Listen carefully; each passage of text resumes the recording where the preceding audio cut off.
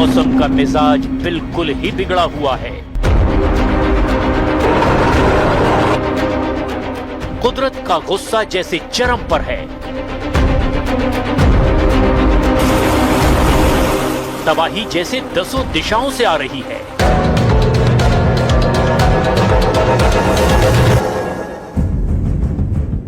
और इन सब के बीच सुपर एल नीनो का खतरा। प्रशांत महासागर में ऐसे हालात बनने वाले हैं जिसका असर पूरी दुनिया पर पड़ेगा। हिंदुस्तान इससे अछूता नहीं है। भारत में बेतहाशा गर्मी, लू और भयंकर सूखे का खतरा है। लेकिन उससे पहले मानसून की एंट्री से ही देश के आधे से ज्यादा हिस्से में मौसम की मार देखने को मिल रही है। वैसे तो पूरी दुनिया ऐसे एक्सट्रीम वेदर के प्रचंड प्रहार को झेल रही है, लेकिन अगर हम अपने देश की बात करें और पिछले साल के आंकड़ों से अंदाजा लगाने की कोशिश भी करें तो रोंगटे खड़े हो जाते हैं। Centre for science and environment (CSE) और डाउन टू अर्थ मैगजीन की क्लाइमेट इंडिया 2025 रिपोर्ट के डेटा के मुताबिक 2025 के शुरुआती 334 दिनों में से 331 दिन भारत ने किसी न किसी एक्सट्रीम वेदर का सामना किया। 334 में से 331 दिन, इसका मतलब समझ रहे हैं आप? साल का लगभग हर एक दिन भारत के किसी न किसी हिस्से में भयंकर बाढ़ या पहाड़ टूटने या फिर बिजली गिरने या फिर लू से मौत। भारत के सभी 36 राज्यों और केंद्र शासित प्रदेशों ने इस तबाही को झेला। रिपोर्ट के मुताबिक एक साल में एक्सट्रीम वेदर ने 4,419 लोगों की जान ले ली। 1,74,00,000 हेक्टेयर से ज्यादा खेतों में खड़ी फसल बर्बाद हो गई। अब तस्वीर बदलती है। 2025 में जहां बदले मौसम ने भारत में 4,400 लोगों की जान ले ली, तो वहीं 2026 की शुरुआत हुई और गर्मी ने ऐसी एंट्री मारी कि लोगों को अप्रैल और मई के महीने में ही खतरनाक हीट वेव का सामना करना पड़ा। ये गर्मी नहीं थी, ये आसमान से बरसता हुआ टॉर्चर था। 22 मई 2026 को जब दुनिया के सबसे गर्म 50 शहरों की लिस्ट जारी हुई तो ये सभी शहर भारत के थे। क्लाइमेटस की रिसर्च रिपोर्ट बताती है कि इंसान के द्वारा बनाए गए क्लाइमेट चेंज ने हालातों को इतना खराब कर दिया है कि गर्मी पिछले दशकों की तुलना में इस बार 2 सेल्सियस तक ज्यादा है।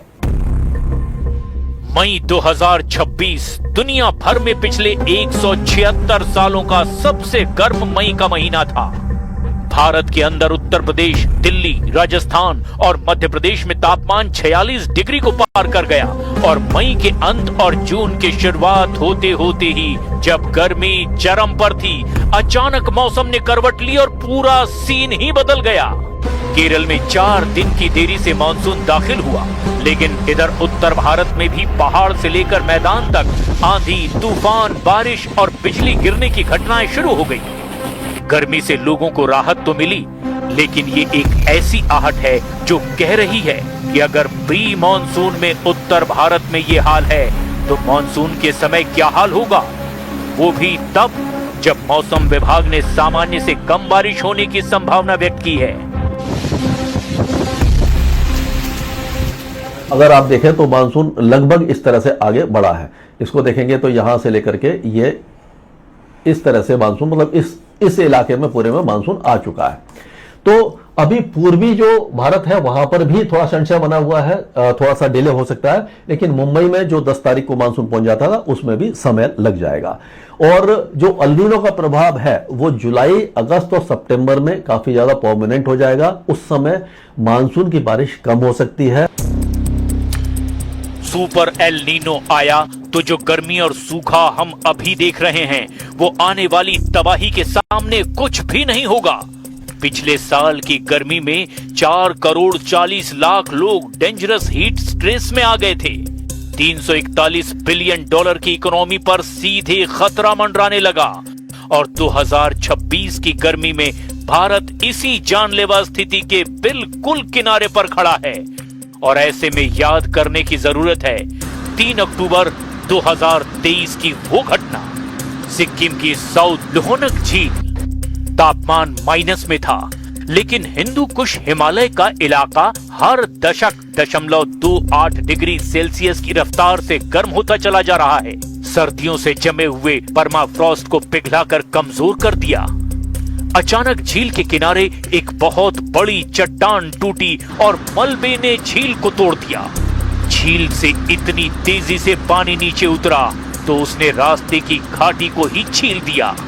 उसने अपने साथ 270 मिलियन क्यूबिक मीटर पत्थर, मिट्टी और मलबा उखाड़ लिया।